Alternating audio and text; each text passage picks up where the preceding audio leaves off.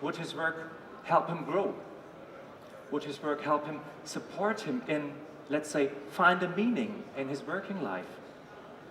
Was this really the best place he could be? So, and that is the core question of everyone who is considered with new work. What does your work has to do with you? I have a sister, and at the age of 10 she knew she will be a doctor. And she became a doctor. They're very successful indeed. And I admired my sister because I'm not that kind of type.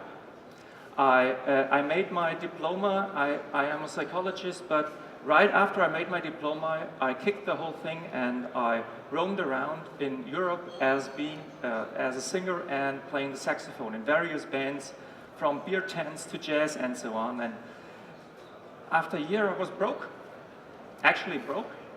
And then I said, okay, I have to do something different. The work, it had nothing to do with me anymore, so I have a diploma, I hired in a normal company, I did a normal job, but after some years I said, no, it doesn't seem, that's not my kind of work, and I founded my own company. And for me, I'm a person who has a very long journey to answer the personal question, what has my work to do with me?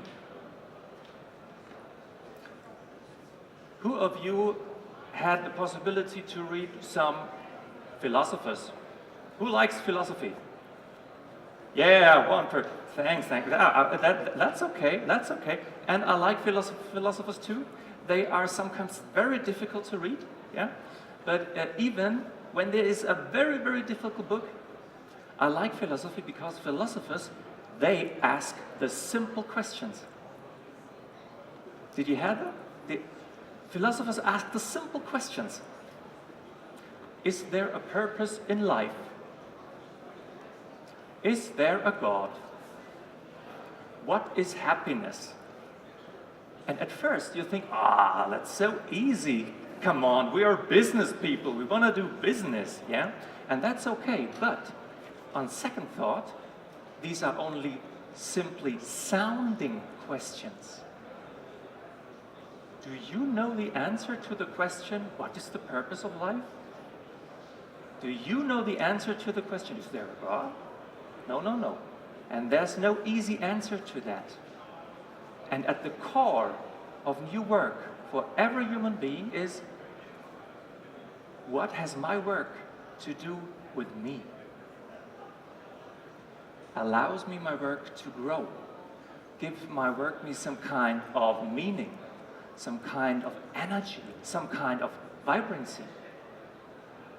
And when I look around here, I see a lot of creativity and I see a lot of interesting people.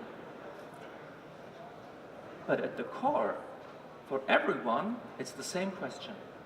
The core question, what has my work to do with myself? And I govern people through the process now for, let's say, 12, 13 years. And it's always a very, very interesting journey. You meet the word new work almost everywhere now. Detikon, who has designed this place, he does new work consulting. You have books about new work and so on. But when you talk about that, you also have to know that new work is also at the beginning a philosophical concept. It was founded by Bergman. Friedrich Bergman is a philosopher who asks simple questions for everyone. Does your work support you in being, in following a purpose in life? Does your work support you in growing and giving back something to society? But today, your work has changed. And that's not an easy way of changing. Today, new work is a kind of management model. You know, I meet managers who say, let's do some new work. I heard of that. Agility, isn't that new work? Let's do some new work. Yeah? So, but that's not what the root of new work is. It was we have made of that, and that's okay. We need that sometimes, but we must never forget that new work is about the working fate of every human being. Because work is absolutely essential in everyone's life. Take the work from someone. Yeah, the unemployed people. Yeah, they need to work. They need to find a meaning in life. They need to be needed from society. All over the world, work is very, very important. And your work at the beginning said, let's find out how your work can support you in maybe being a bigger part of something bigger. Maybe you can find work in a way that you find some meaningful.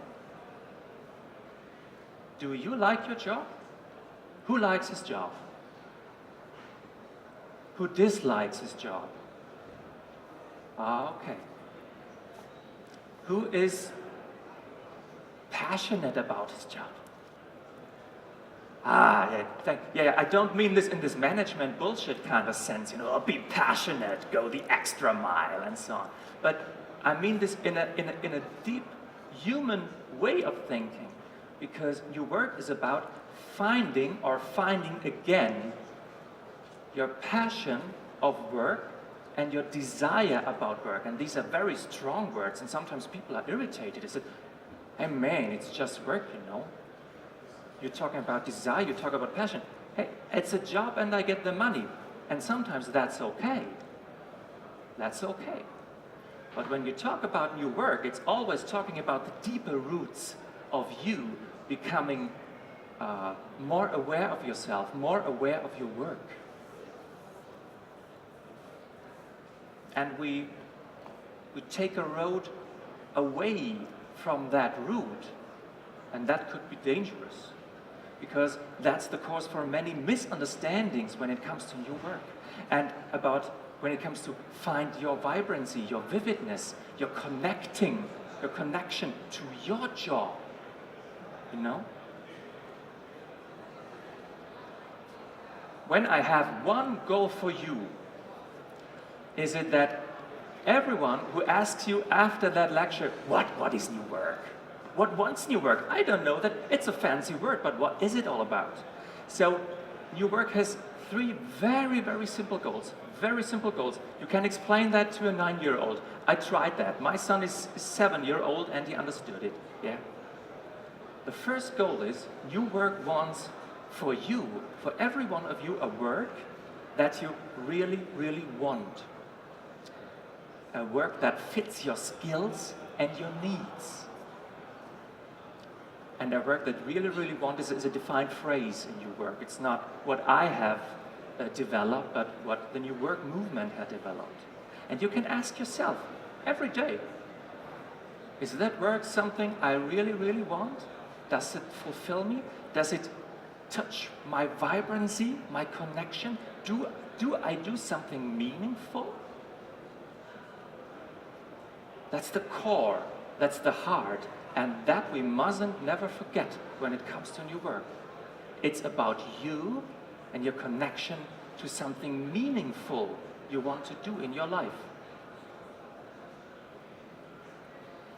The second aspect is that what's very, very modern today, yeah, it's also what is here, the topic.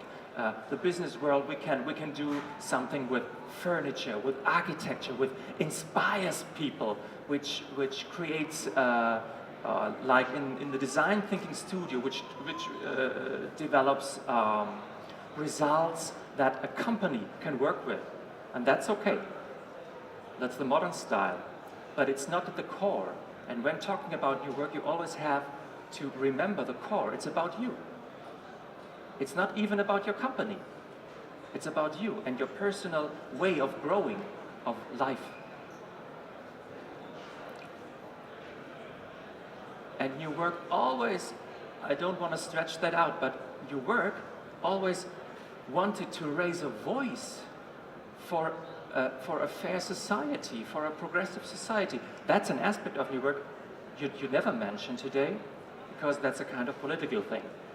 But you see, new work is about you as a person, is about your company when it comes to working together, and it's also about society. But it starts with you. How do you want to work? Do you work something meaningful? And maybe you can go back into your office, into your company, into your country, and say one day, hey, let's test it.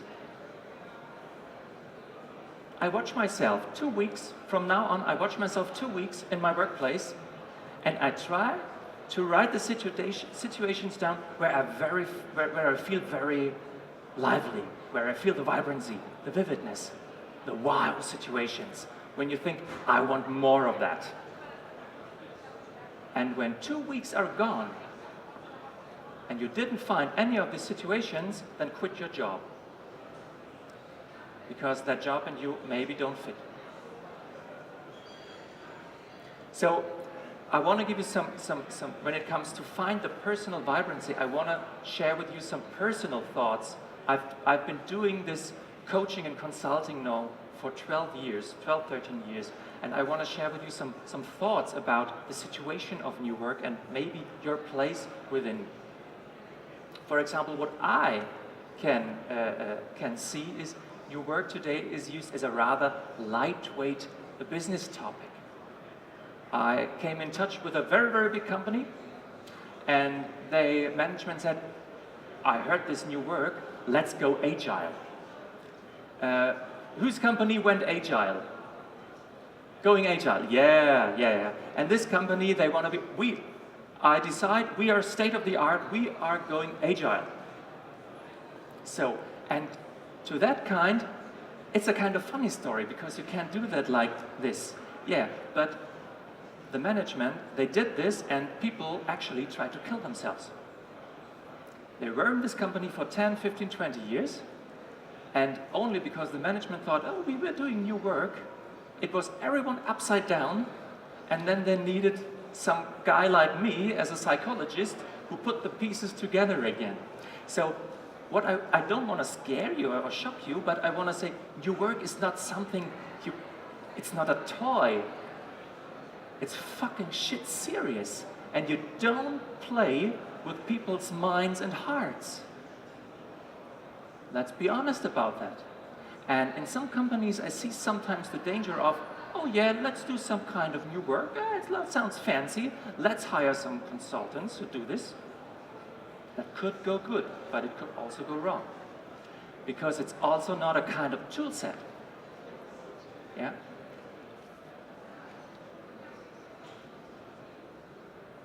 No matter in what company you work, do you have time? Do you have time? Who has time for everything he or she wants in his working life? Who has time? Who has too much time? Yeah, okay. No one has time anymore. I haven't met one single company in where the people or the management said, you know what? I think we have too much time. What do we do with it? But if you want to live and you want to implant some kind of new work, you need time to reflect things. And some companies or many companies and many people don't do that. Then they knock on my door and do that in a private kind of way because, okay, I heard of kind of new work, I want some meaning, I want some vibrancy, but I don't have time in my company, let's do this in a private situation, a private session. I said, okay. But new work, even when it comes to business, when it comes to companies, and at last, when it comes there to find your vibrancy to your job, which you want to develop, then you have to have the time to think about it and to think with other people about it. And many companies don't have that, and they don't want it, because there's always day-to-day job. And you need degrees of freedom. I work for the public sector, and then the people come up,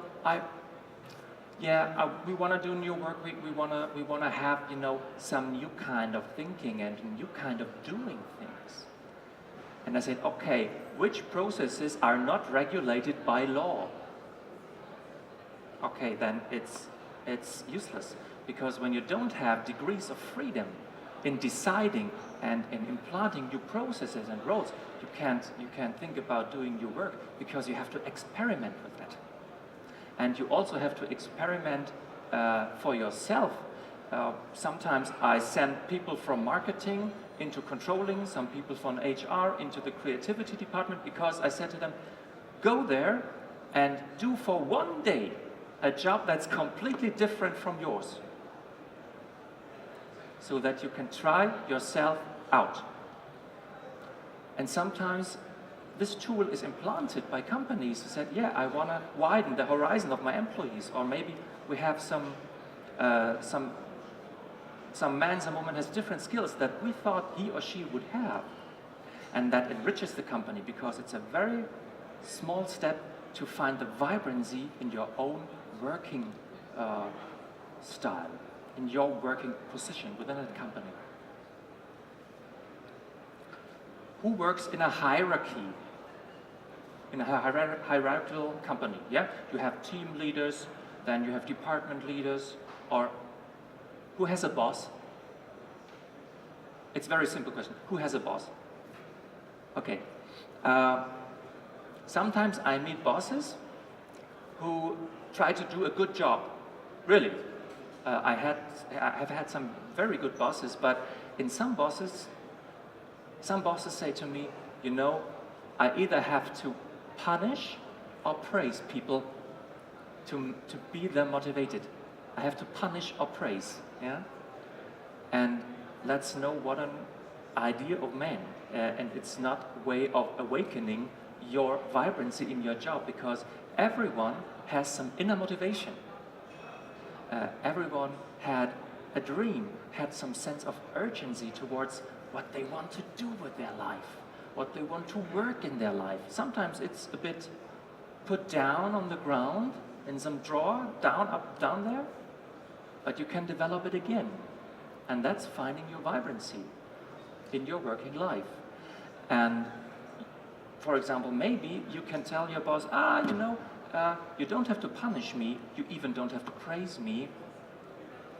Yeah, just count on my inner motivation to develop my work as it is intended to be, and as it is my responsibility. Maybe that's the third way who the boss can try out.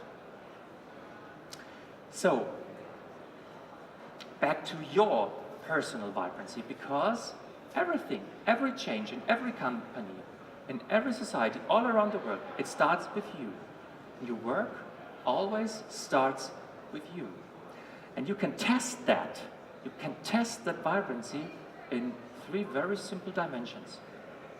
You can look at your task and say, okay, does the task fit me? Do I have the wow moments, the flow moments, where I say, yeah, I'm at the right point, at the right time, in the right company.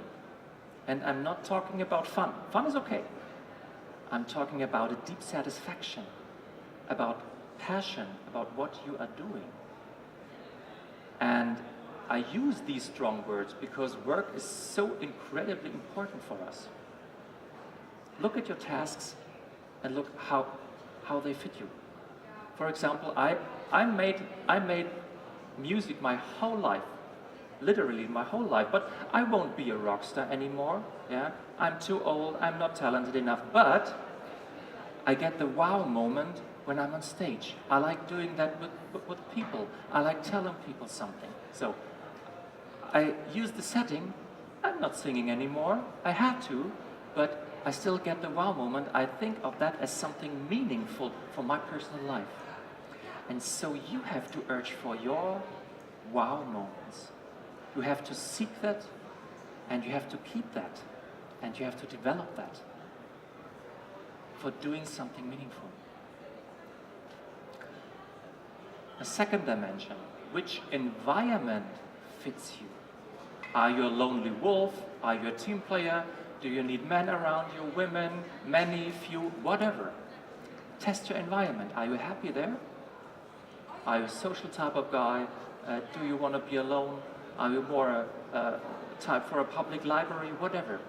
You have to raise your awareness for what you need in your working environment.